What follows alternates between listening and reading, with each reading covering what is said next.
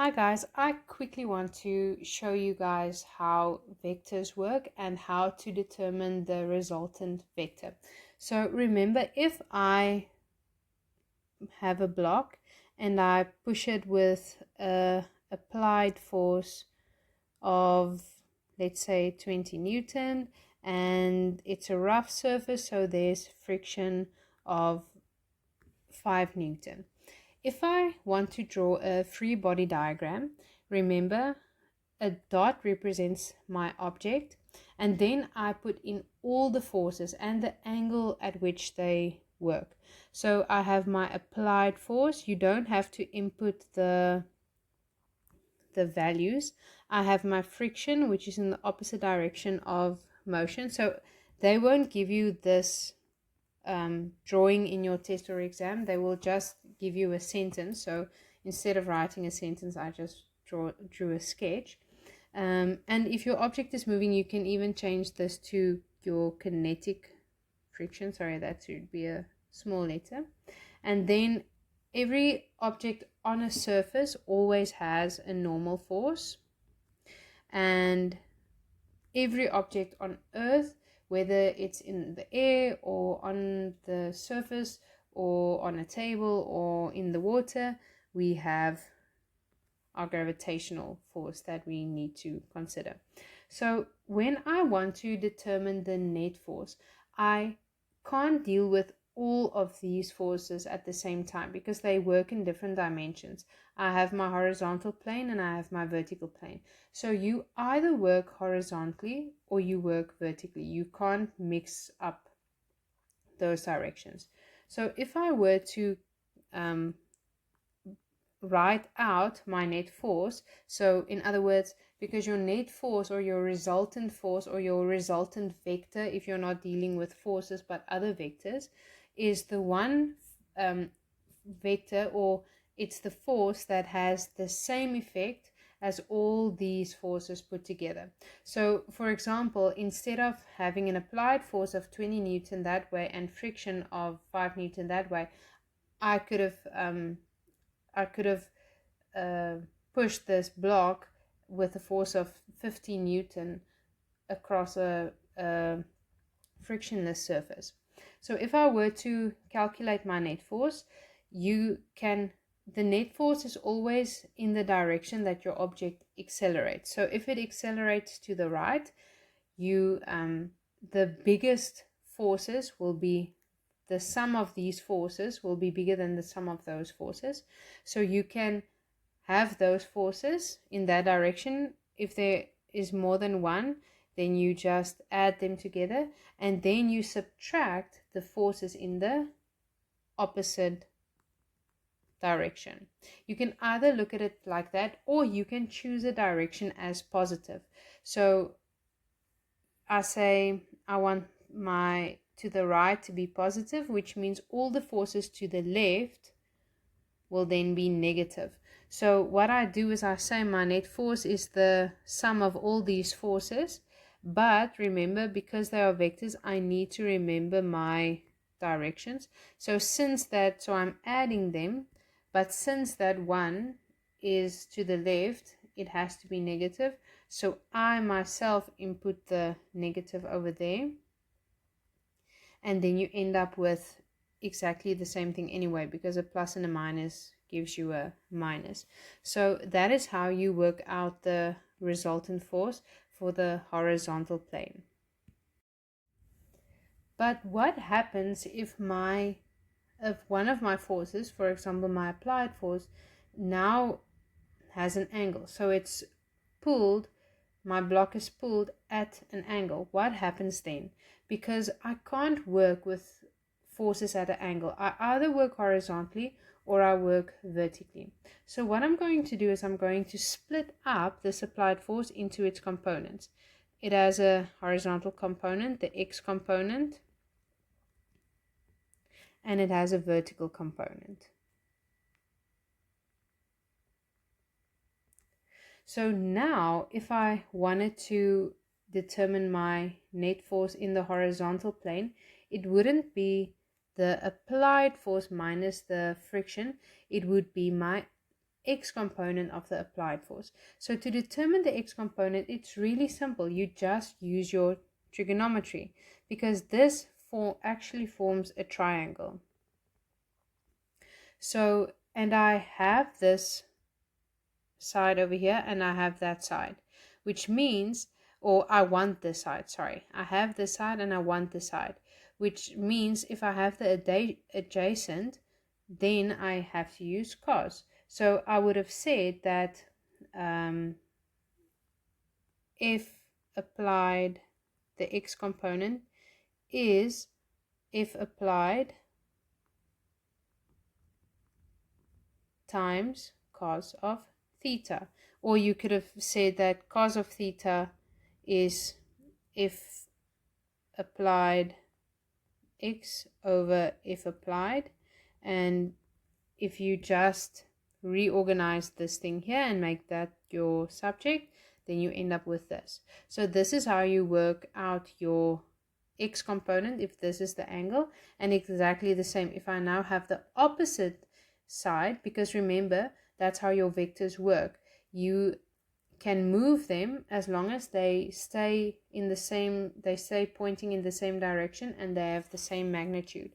So that can also become this side of my angle, my y component. I'm not going to write applied again. And then I have the opposite, and I have that one, which means I'm using sine. So then I have this formula.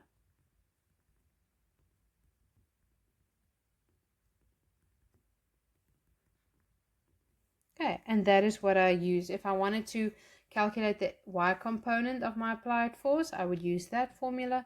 And if I wanted to use the horizontal component, if my x component, I would have used this formula. It's just basic trigonometry.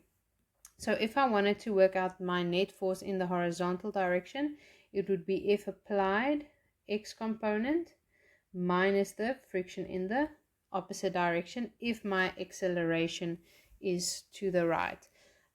If my object decelerated, so if it moved slower, that would mean that my net force is to the left according to Newton's second law, but you might or might not have encountered Newton's second law while dealing with your vectors. So then that one would be bigger than that one, so I would just switch this up. But now let's say my block is on an incline. If I were to draw the free body diagram, or I'm not going to draw, I'm just going to draw in the forces over here. Remember, the normal force is always perpendicular to the surface it's standing on, so it has to be perpendicular. But now my gravity, remember, gravity is always directly to the center of the earth. So now it's kind of weird, because if I have an applied force that way, or I have friction that way, or whatever forces are at play, I'm now struggling to see what is my horizontal plane and what is my vertical plane. So what happens is we just switch this thing up, and this becomes my horizontal plane, and that is my vertical plane. So all the forces acting along here are horizontal forces, and these forces are vertical forces. But that leaves me with a problem, because now my gravitational force is not in a vertical or a horizontal plane, it's at an angle. So now the method I used to determine the components, I'm going to use it again, because it will have a vertical component or perpendicular component, and it will have a horizontal component.